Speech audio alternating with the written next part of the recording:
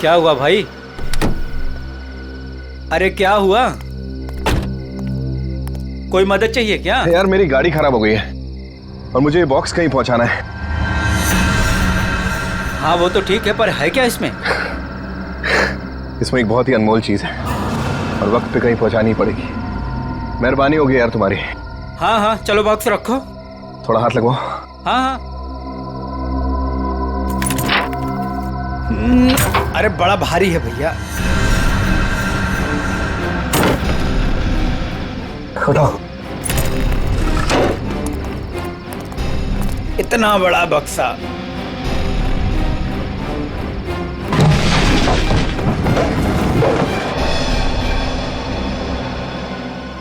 ये एड्रेस है, इस बक्से को इस जगह छोड़ देना। क्या मतलब है? आप नहीं आ रहे हो?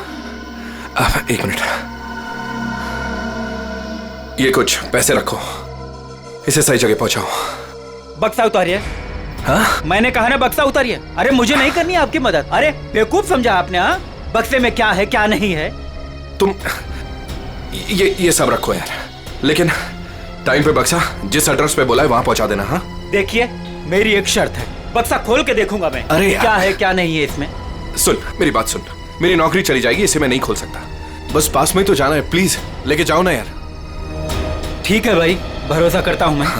इंसान इंसान के ही काम आता है।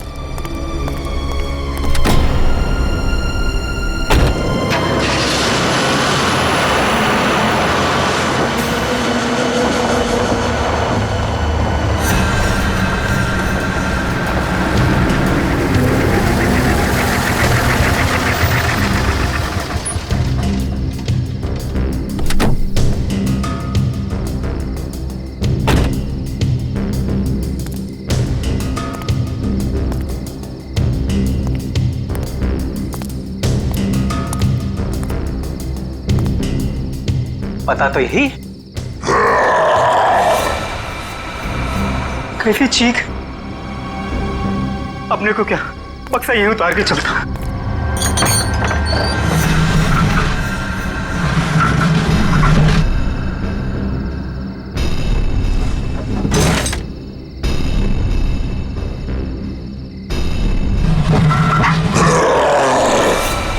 बक्से में से चीख! हे भगवान!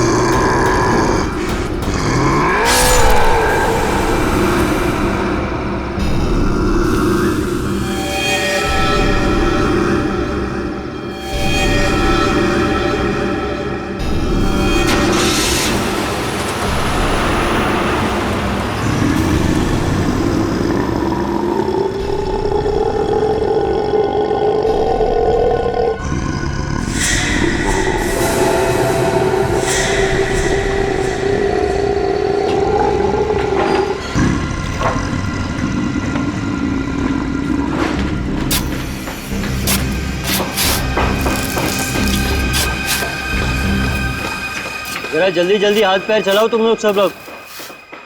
15 दिन में ये बिल्डिंग पूरी करके देनी है हमें, वक्त नहीं है हमारे पास। और सोनू, तू इतना सुस्त क्यों है? खाना वाना नहीं खाता क्या? चल जल्दी काम कर। कौन है वहां पे? मैंने पूछा कौन है वहां पे? अभी तो बिल्डिंग का काम भी खत्म नहीं हुआ है और अभी से बिल्डिंग टूटने लगी। सोनू जरा देख तो।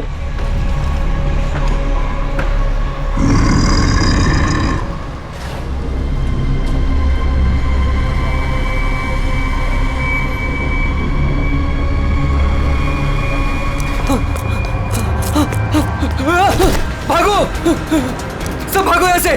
सोनू, वरना सब मारे जाओगे। सोनू हुआ क्या? सब अरे हुआ क्या? किस चीज की आवाज थी? और ये चेहरे पर निशान कैसा है? पट्टियों वाला मुर्दा। मुर्दा? मुर्दा मुर्दा कुछ नहीं होता है, ये जरूर कोई चोर और घुसाया होगा। एक काम करो, सब लोग मेरे साथ चलो, चलिए मेरे साथ।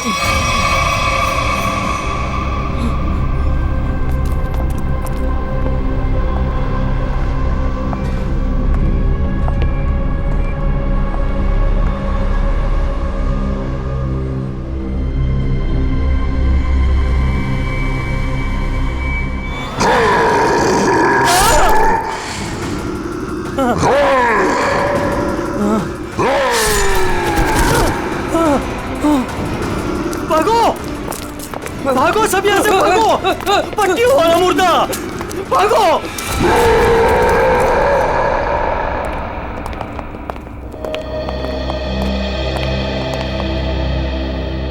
सर, मैंने और मजदूरों ने मिलकर एक फैसला किया है। कैसा फैसला? कि हम आपकी बिल्डिंग में अब काम नहीं करेंगे। तुम क्या बकवास कर रहे हो तुम? सर, लगता है आपकी नजर कमजोर हो चुकी है, इसलिए मेरे चेहरे पर ये निशान आप देख नहीं पा रहे। ये हाँ, शराब पी के झगड़ा किया होगा। सर, ये उस आत्मा की देन है जो आपकी बिल्डिंग में है। आत्मा? क्या बकवास कर रहे हो तुम? हाँ? जानता था, मैं जानता था कि आप मेरी बातों पर विश्वास नहीं करेंगे, इसलिए मैं साथ में सोनू को भी लाया हूं। सोनू,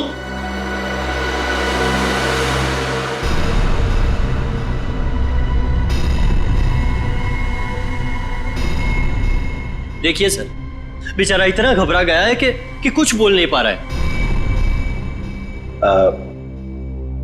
सोनू, ये सब क्या है? साहब, पट्टी वाला मुर्दा और कौन है इधर? कौन है? कौन है उधर?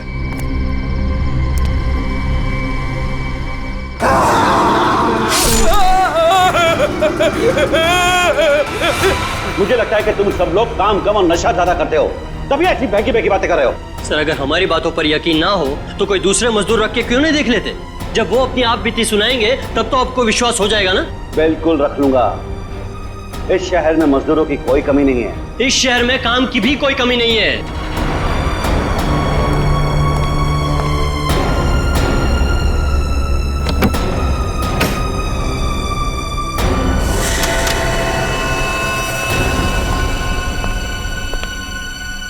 ये तुम्हारा आज तक का हिसाब। और एक बात याद रखना कि इस बिल्डिंग पर मेरे और मेरे इन्वेस्टर्स के करोड़ों रुपए लगे हैं। तो तूने बाहर जाकर इस बिल्डिंग के बारे में कोई बकवास की या कोई झूठी अफवाह भी फैलाई तो फिर मुझसे बुरा कोई नहीं होगा। दिनेश, पैसे कोई पेड़ पे नहीं उगते, समझे? हाँ, और हम तुम्हारे फाइनेंसर हैं, कोई एटीएम मशीन नहीं कि जब दिल में चाहा कार्ड डाला और पैसे ले लिए। देखिए, आप लोग बेवजह भड़क रहे हैं। बेवजह? तुमने कमिटमेंट किया था, अब तक बिल्डिंग तैयार हो जाएगी, क्या हुआ? हाँ चंदू, मैं बिरयानी बना रहा हूँ, कोई 2 मिनट में बनने वाला बर्गर नहीं। जब आप लोग बिल्डिंग की क्वालिटी देखेंगे तो आप लोगों को खुद ब खुद ये एहसास हो जाएगा कि आप लोगों का पैसा बिल्कुल सही जगह लगा है। हाँ, पता चल रहा है कि इन्वेस्टमेंट कहाँ पर हो रहा है।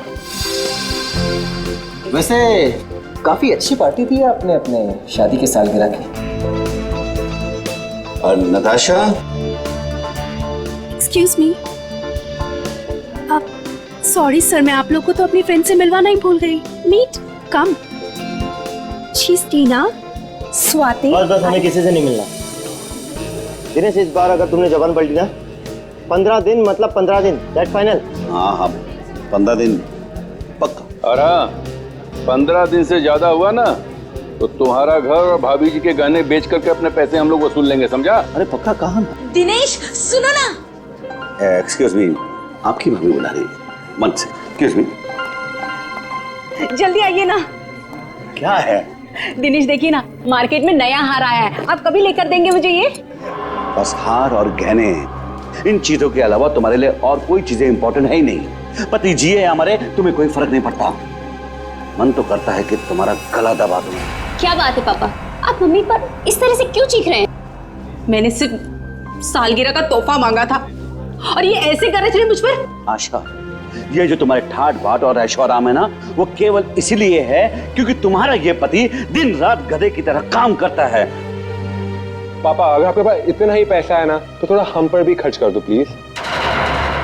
पहले तो आपने फ्लैट देने के लिए भी मना कर दिया, और अब जब मम्मी ने आपसे एक छोटा सा हार मांगा तो उसमें भी आपको दिक्कत है। तुम दोनों नालायक बच्चों को तो मैं कुछ दूंगा नहीं, और तुम लोग मेरे घर में रहते हो, इसी बात से खुश रहो।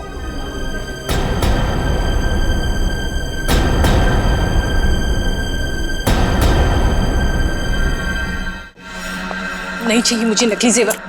जिंदगी भर मुझे नकली जेवर ही दिए हैं।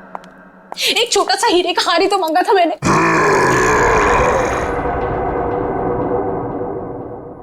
कौन कौन है वहां? कौन है वहां? कौन है वहां?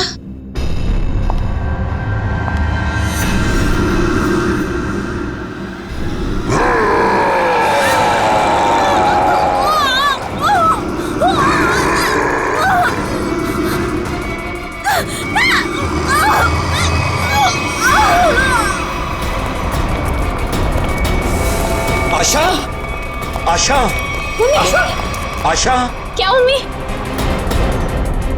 आशा, एक सांस क्या हुआ मम्मी को? मर गई।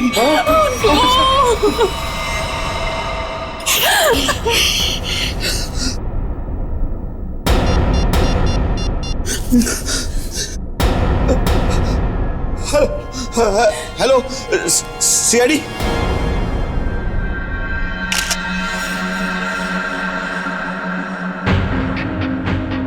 ये निशान देखा गले पे? हाँ सर, लगता है काफी जोर से गला दबाया खूनी ने। ये जो नेकलेस है ना, इससे पकड़ के घसीटा है, तभी निशान इतने गहरे हैं। शायद बिग पाइप के टूट जाने से मौत हो गई इनकी।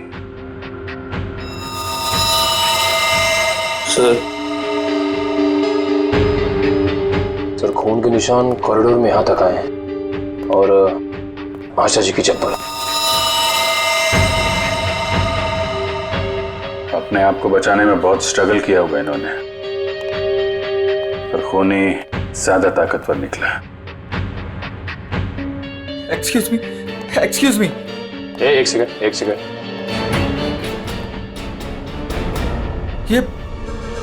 ये सब कैसे हो गया सुलेखा?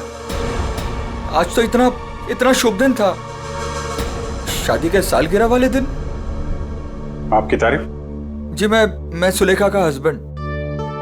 अच्छा, तो आशा जी आपकी सास थी? जी। सास ससुर की एनिवर्सरी पार्टी में आप काफी लेट नहीं आ रहे हैं? वो बिजनेस मीटिंग में फंस गया था, इसलिए लेट हो गया। बस अभी पहुंचा हूं। ठीक है, इधर आ जाइए आप। दिनेश जी, आपको किसी पे शक है? कौन कर सकता है ऐसा काम? सर, मेरी वाइफ की किसी से कोई दुश्मनी नहीं थी। सर, मैं यही कह रहा हूँ कि दिनेश ने खुद ही अपनी बीवी का खून करवाया है। सर, हमने इसका झगड़ा सुना था। ये अपनी बीवी से कह रहा था कि मैं तुम्हारा गला दबा दूंगा। पति जिए या मरे तुम्हें कोई फर्क नहीं पड़ता। मन तो करता है कि तुम्हारा गला दबा दूं। तो बकवास कर रहे हैं लोग। अगर मैंने गुस्से में कुछ कह दिया तो इसका मतलब ये तो नहीं ना कि मैं सचमुच वो कर दूंगा। वैसे ऐसा हुआ क्या था कि आपको इतना गुस्सा आ गया कि आपने गला दबाने की धमकी दे दी, वो भी शादी की सालगिरह वाले दिन? सर, इसकी वजह भी ये लोग ही है। ये मेरे इन्वेस्टर्स हैं। अब मुझे एक एक पाई ऐसे देते हैं जैसे मुझ पर एहसान कर रहे हैं। तुम लोगों की मैं एक एक पाई चुका दूंगा, वो भी ब्याज सहित, समझे? तो दे दो ना। एक मिनट, बिजनेस की बातें मत कीजिए। यहाँ पे खून हुआ है।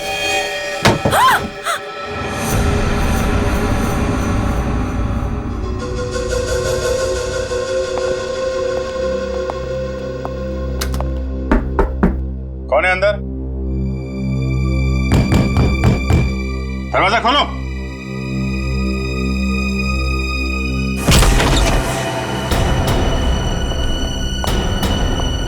ओह माय गॉड, कौन है ये? सुनिए, छोटो, कौन हो तुम हैं? और यहाँ क्यों छुप के बैठी हो?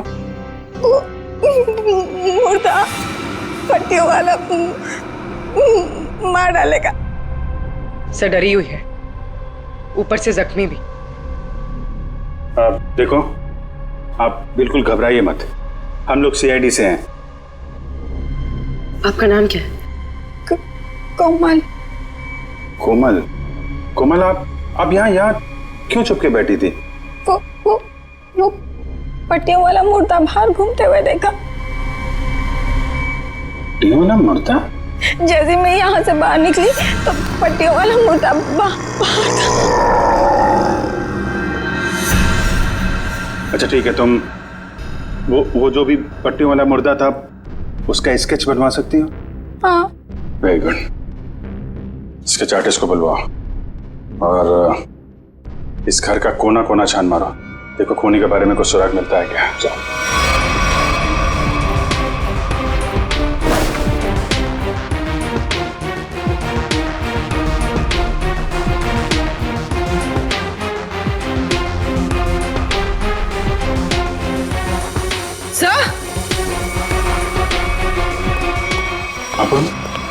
सर ये पट्टी मिली है।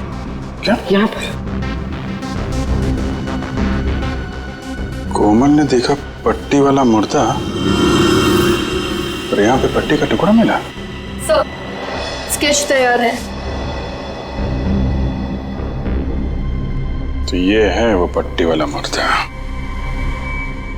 इस मुर्दे का और इस पट्टी का क्या राज है, जल्द से जल्द पता लगाना होगा।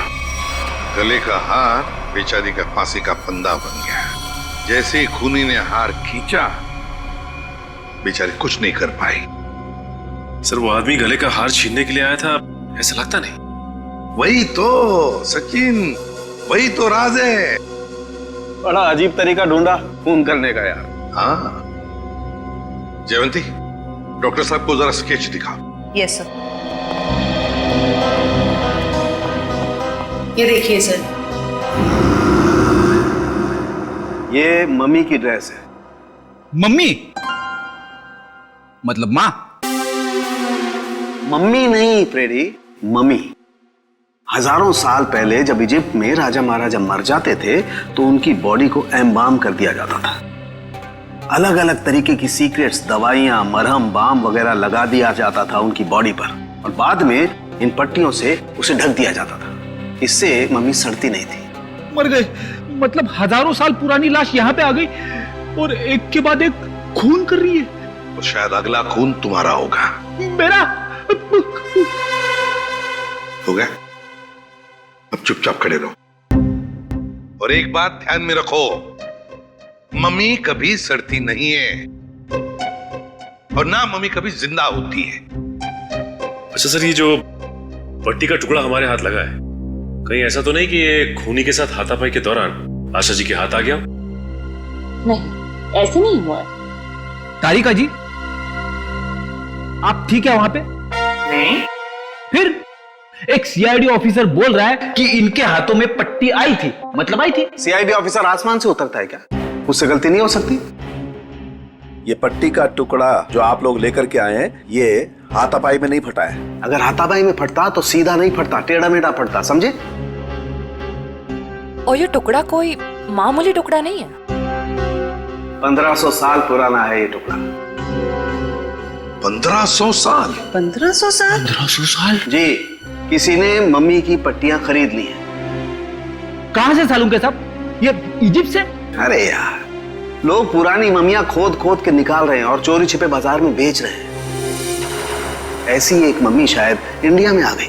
बाप रे, लेकिन सर ये खूनी मम्मी बना क्यों होगा?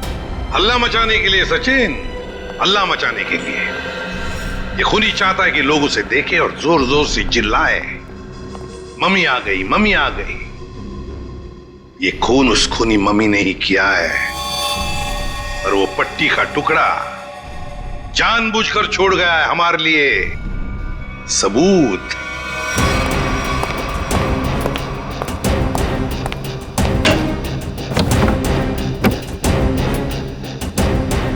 आज तो मैं इस मम्मी का काम तमाम कर दूंगा।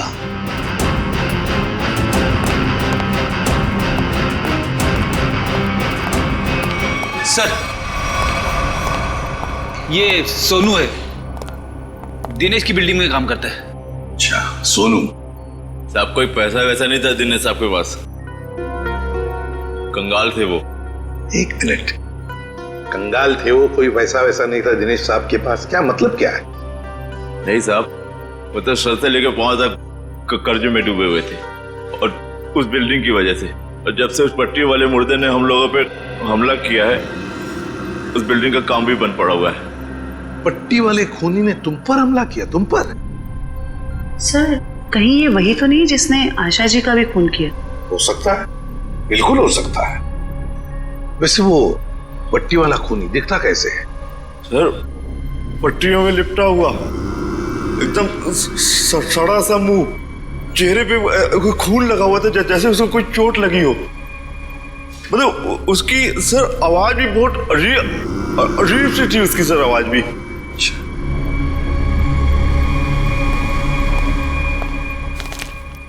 एक मिनट, क्या वो ऐसा दिखता था? हाँ साहब, ये तो था वो। चलो ठीक है, तुम जा सकते हो। अगर जरूरत पड़ी तो हम तुम्हें फिर से बुला लेंगे। सर, ये जो कोई भी आशा जी का खून करने के लिए आया था, या तो पहले से मम्मी बन के आया था, या फिर पार्टी में आने के बाद उसने अपना हुलिया बदला है। सर, काम करते हैं, पार्टी का फुटेज देखते हैं।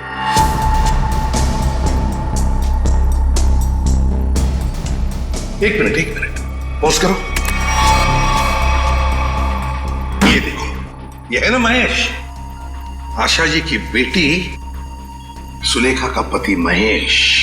हाँ सर, लेकिन ये तो कह रहा था कि आशा जी की मौत के बाद आया था ये पार्टी में। झूठ बोला हमसे, वो झूठ बोला। जयवंती सर, फोन करके बुला लो उसे अभी, इसी वक्त।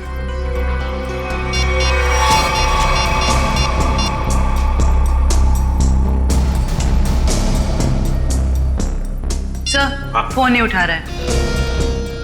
महेश फोन नहीं उठा रहा है, उसकी आधी कारस्तानी तो इसी से समझती है। रेडी, मोबाइल फोन रिकॉर्ड्स निकालो उसके।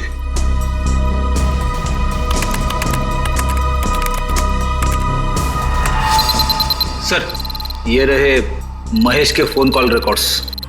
40 बार फोन किया है एक ही नंबर पे,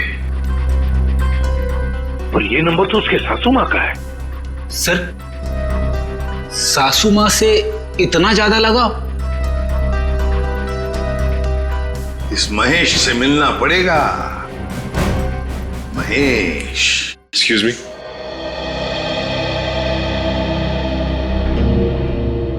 क्या महेश घर पे है इस वक्त? नहीं सर, महेश जी तो अभी घर पे नहीं है। लेकिन प्रॉब्लम क्या है सर? देखिए, महेश ने हम सबसे झूठ बोला। जब आपकी माँ का खून हुआ, उससे पहले ही महेश वहां मौजूद था। आपका मतलब है मेरे पति ने खून किया है? देखिए, हमें उस पर शक है। लेकिन सर, वो ऐसा क्यों करेंगे? पैसों के लिए, पैसों के लिए किया होगा उसने। सब पैसों के लिए? लेकिन सारा पैसा तो डैडी के पास है, उन्होंने आज तक माँ को कभी कुछ नहीं दिया। तो फिर महेश जी जो क्यों हत्या करेंगे मेरी मॉम की? अब ये सब कुछ तो हमें महेश ही बताएगा। लेकिन हाँ, अगर महेश आपसे कांटेक्ट करता है तो हमें खबर कीजिए। तो फ्रेडी, इस महेश का मोबाइल ट्रैक करो, सब पता चल जाएगा।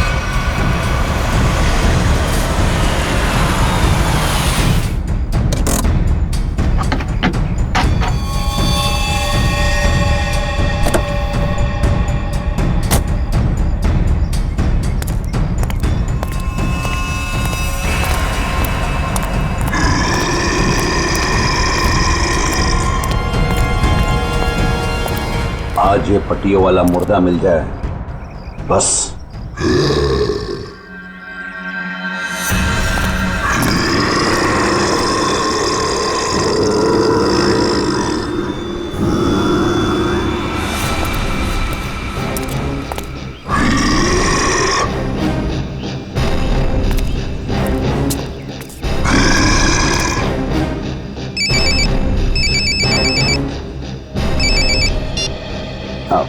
हेलो। हाँ हाँ हाँ जीतू भाई, हाँ आपके लिए खुशखबरी है। हाँ जी, बिल्डिंग का काम बहुत जल्द शुरू होने वाला है। कोई मजदूर वहाँ काम करने को तैयार नहीं है, क्या तुम वहाँ का सारा काम खुद करोगे?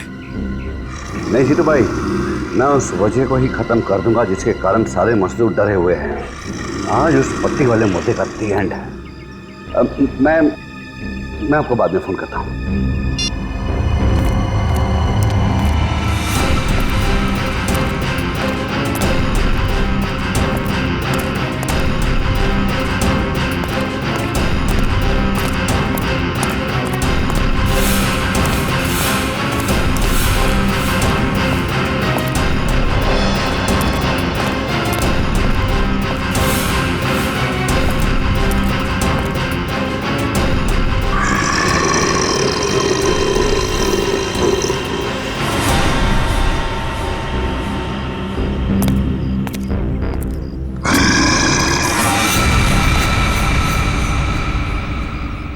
आवाज आई, यहीं से आवाज आई। पट्टियों वाले मुर्दे, आज तू बचेगा नहीं, आज तुझे छोड़ूंगा नहीं मैं। गोली मत चलाना। तो तू ही ये सब कुछ कर रहा है और तूने ही आशा को भी मारा। नहीं, मैं ऐसा क्यों करूंगा? मैंने नहीं मारा। तू यहाँ क्या कर रहा है? मैं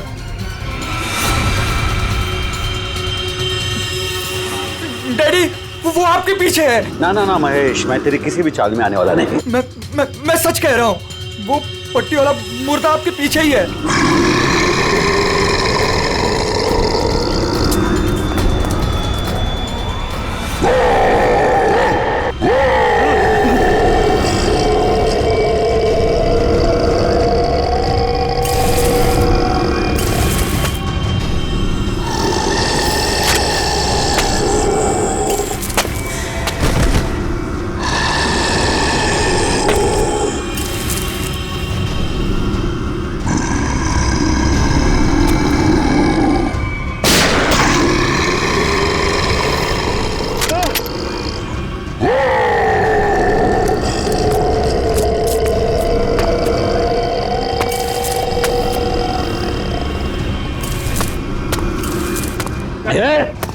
देखो भाई, तू मुझे माफ कर दे।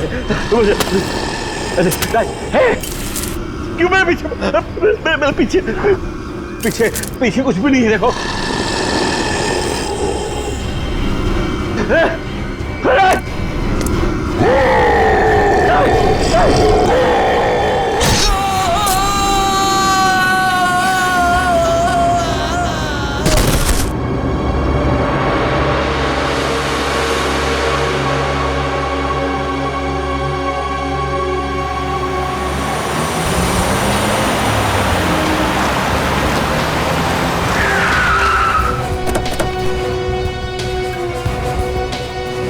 सर, मोबाइल कंपनी वालों से पता चला है कि ये दिनेश का मोबाइल भी यहीं पे है। इससे पहले महेश दिनेश को नुकसान पहुंचाए, हमें उसे बचाना होगा।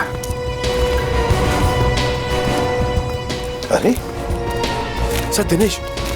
चलो देखते हैं।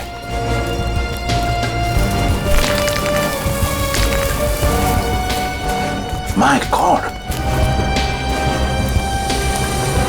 ये तो जिंदा है। सच, जल्दी से एम्बुलेंस बुला, जल्दी। फ्रेडी, जयवंती, देखो आसपास। Yes sir.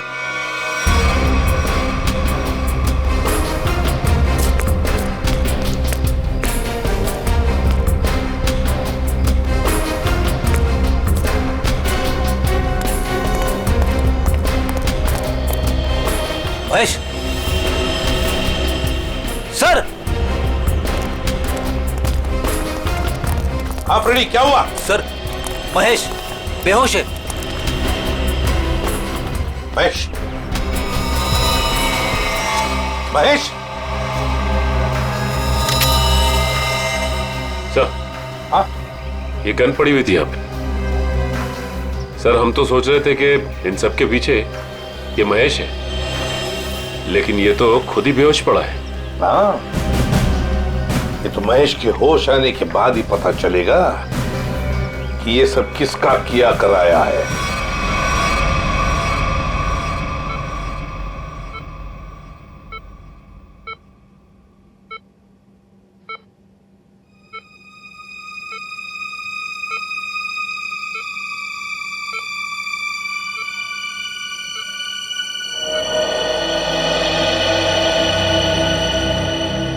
डॉक्टर साहब, अब कैसी तबीयत है मेरे पापा की? फिलहाल इनकी तबीयत नाजुक है, अभी कुछ भी कहना मुश्किल है। 48 घंटे ऑब्जर्वेशन में रखेंगे, फिर देखते हैं क्या करना है। Okay, excuse me. सोच भी नहीं सकती कि मेरा पति तब घिनौना मुजरिम निकलेगा। पहले तुमने मेरी माँ को मार दिया और अब मेरे पापा पे तुमने हमला किया। ये तुम क्या कह रहे हो सुलेखा? देखो, मैंने ऐसा कुछ भी नहीं किया है। मैं निर्दोष हूँ, बेकसूर हूँ।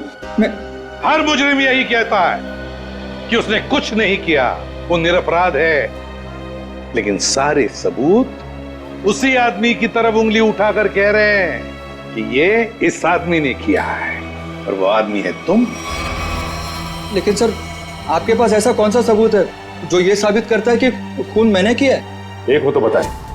सबसे पहले तो तुमने हमसे झूठ बोला कि तुम पार्टी में देर से गए, लेकिन सीसीटीवी फुटेज साफ साफ दिखा रही है कि तुम पार्टी में पहले ही मौजूद थे, आशा जी की मौत से पहले। सबूत नंबर 2, 3 दिनों में 40 फोन किए तुमने आशा जी को, जबकि तुम उन्हीं के घर में रहते थे। इतने सारे फोन कॉल करने की वजह? और जिस वक्त क्राइम सीन पर दिनेश जी मिले, उस वक्त सिर्फ एक ही आदमी मौजूद था, वो तुम थे। मैं डर गया था सर, डर गया था। दरअसल बात यह है सर कि मैं नया बिजनेस चालू करना चाहता हूँ, और जिसके लिए मुझे पैसों की जरूरत थी, और मैं चाहता था कि वो पैसे मुझे सासू माँ जी दे दे। बस सर, इसीलिए मैं उन्हें बार बार कॉल कर रहा था, और कोई वजह नहीं है सर। तो इनके कहने का मतलब है कि ये पार्टी में पैसे मांगने के लिए गए थे आशा जी से, है ना? हाँ सर, उस दिन मैंने देखा कि ये लोग बिजनेस के लिए मुझे पैसा नहीं दे रहे, और सासू माँ को लाखों करोड़ों के गहने दिए जा रहे। और तुमने गुस्से में आकर मार डाला आशा जी को? नहीं नहीं, मैंने उन्हें नहीं मारा। मैंने कहा ना, मैं उनसे पार्टी में बात करने गया था, पर मेरे बात करने से पहले ही उनका मर्डर हो चुका था। नहीं महेश जी, कौन विश्वास करेगा तुम्हारी इन बातों पर? पहले तुमने आशा जी को मारा, फिर दिनेश जी के पीछे पड़े, और वो भी कहां पर? अंडर कंस्ट्रक्शन बिल्डिंग में। ये गलत इल्जाम है। मैं वहां पर उनसे भी बात करने गया था, मैंने नहीं मारा। ऑफिस में नहीं जा सकते थे, घर में नहीं जा सकते थे? उनसे बात करने में ऑफिस से गया था, पर जब मैं ऑफिस पहुंचा सर, तो वो निकल चुके थे अपनी साइट पे सर। इसीलिए मैं साइट पर चला गया, पर जब मैं साइट पर गया तो सर मैंने देखा कि एक पट्टी वाले मुर्गे ने उन्हें धक्का दे दिया वहां से सर। आशा जी और दिनेश जी पर मम्मी ने हमला किया? हाँ सर। पंकज, ये तो उस आदमी ने किया है जो दुनिया को दिखाना चाहता है कि ये किसी इजिप्शियन मम्मी ने खून किया है। पर वो हमारे परिवार के पीछे क्यों पड़ा है? डॉक्टर साहब कह रहे थे ना कि इस तरह की पुरानी और महंगी पट्टियां आसानी से नहीं मिलती। सचिन, सेंट्रल स्टेट लेबोरेटरी से पता लगाएंगे कि पट्टियां कहां से और कैसे मिली है। मैं ACID से आपसे मिलना चाहती हूँ। डॉक्टर चारू, आप ही? हाँ, मैंने ही आपको फोन किया था। डॉक्टर चारू, इस पट्टी को पहचानती हैं? ओह माय गॉड, ये पट्टी आपको कहाँ से मिली? ये पट्टी तो हमारी लैब से चुराई गई थी। इस सिलसिले में एक डॉक्टर को कान से भी निकाल दिया गया। आइए।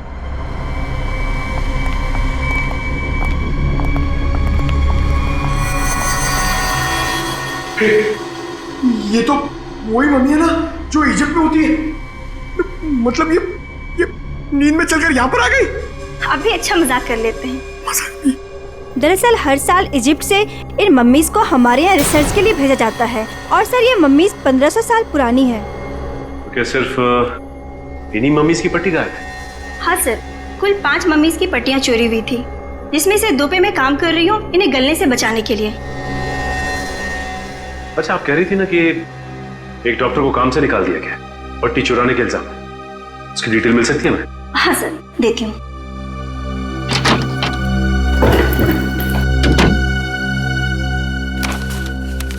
ये है सर मिस्टर ज्ञान, इन्हें काम से निकाल दिया गया। इन्होंने पट्टियां चोरी की या नहीं ये तो मालूम नहीं, लेकिन इन मम्मीज की देखरेख यही करते थे। और हाँ सर, उनकी एक पर्सनल असिस्टेंट भी थी। इनकी असिस्टेंट का कोई फोटो, नंबर या एड्रेस है आपके पास? वो उनकी पर्सनल असिस्टेंट थी, इसलिए हमारे पास उनकी कोई डिटेल्स नहीं है। सर, 5 मम्मीज की पट्टियां गायब है और खूनी खुद मम्मी बनकर दिनेश के परिवार के पीछे पड़ा है। क्या बोल रही? ये खूनी दिनेश के ऊपर दोबारा हमला करेगा। क्या हुआ डॉक्टर? आप पापा को इतनी अचानक से क्यों शिफ्ट कर रहे हैं? देखिए, इनकी हालत पहले से ज्यादा बिगड़ गई है। अगर इन्हें आरजे हॉस्पिटल में भर्ती नहीं कराया गया तो इनका बचना मुश्किल हो जाएगा।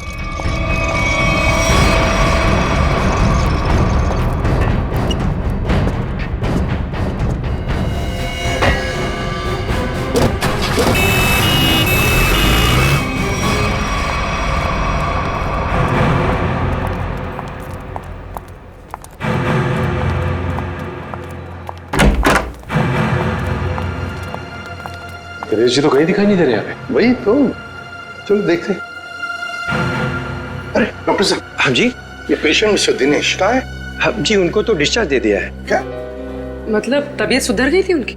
नहीं, तबीयत तो नाजुक ही थी, पर उनके परिवार वालों को शायद भरोसा नहीं था कि उनका यहाँ अच्छा इलाज होगा। तो उन्होंने दूसरे डॉक्टर को फोन किया और वो यहाँ से दूसरे हॉस्पिटल ले गए। कौन से hospital? RJ hospital. RJ hospital, उसका नंबर तो होगा ना यहाँ पर? हाँ जी, रिसेप्शन पे होगा। चलिए आइए बात करा देता हूँ।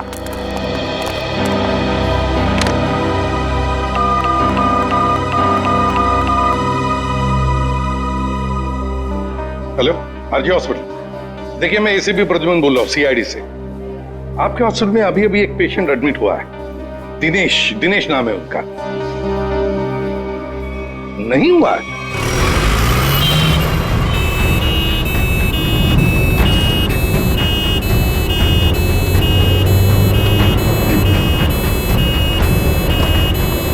काम हो गया बॉस, तीर कमान से निकल चुका है।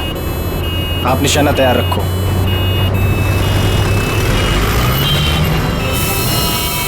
अरे धुआं?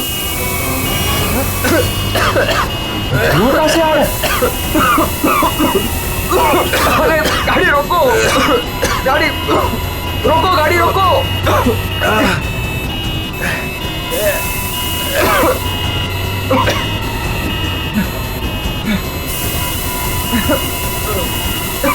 धुआं बढ़ते ही जा रहा है ये।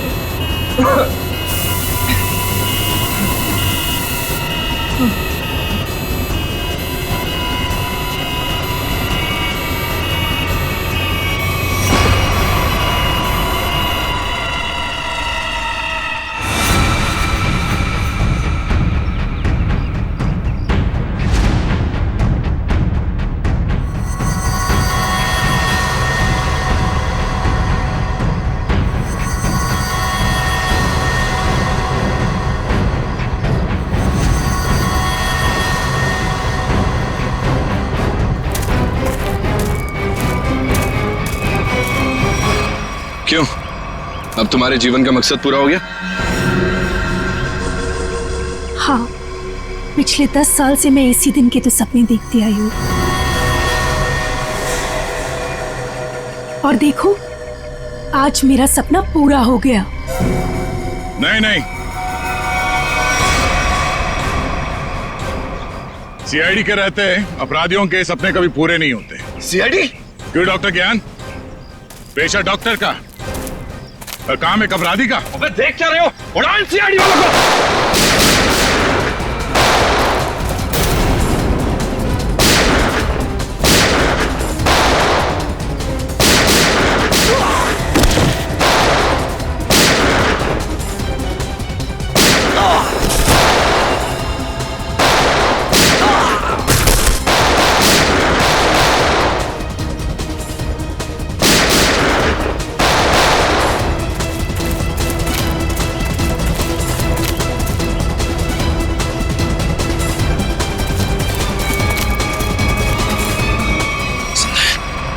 सबके सब बेहोश हैं, इनको होश में आना पड़ेगा।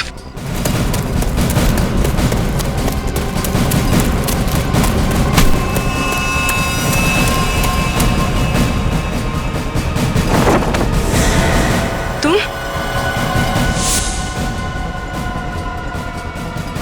जिंदा लोगों को मम्मीफाई करी थी ना? मैं तुम्हें सिखाती हूँ मम्मीफिकेशन किसे कहते हैं। अपराधियों को मम्मीज बनाने का काम हम करते हैं। मैं दिनेश की सेक्रेटरी सिर्फ इसलिए बनी ताकि इससे अपने भाई के मौत का बदला ले सकूं, और इसलिए मैंने मम्मी बनकर इसकी बिल्डिंग में काम करने वाले लोगों पर हमला किया ताकि मम्मी की अफवाह फैल जाए। तुम कुणाल की बहन हो? नाम मत लो अपनी गंदी जबान से मेरे भाई का। एक वक्त था जब वो तुम्हारा सबसे करीबी दोस्त था, और तुमने क्या किया? दोनों साथ गए थे ना विदेश पैसा कमाने के लिए। सर, इसको सहयोग से एक मम्मी मिली, और मेरा भाई चाहता था कि वो ये मम्मी वहां की देश की सरकार को सौंप दे, लेकिन ये दिनेश उसे ग्रे मार्केट में बेचना चाहता था। सर ऐसा सर।